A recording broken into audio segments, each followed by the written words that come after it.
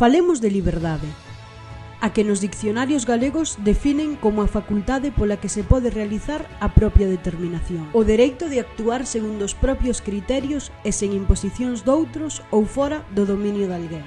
É esta a situación do galego? Abonda coa propia vontade para facer uso da lingua do país? Ou existen impedimentos materiais, situacións de coaccións ou condicionantes de calquera tipo que obstaculizan o seu libre desenvolvemento?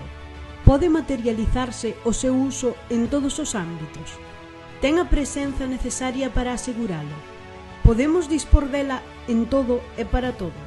Baseándose nos informes que a Mesa pola Normalización Lingüística enviou ao Consello de Europa ou á ONU, en Liberdade para o Galego, Marcos Maceira e Elsa Quintas achéganse a estas cuestións e os compromisos adquiridos polo Estado ou acordos alcanzados por todas as forzas políticas en Galiza.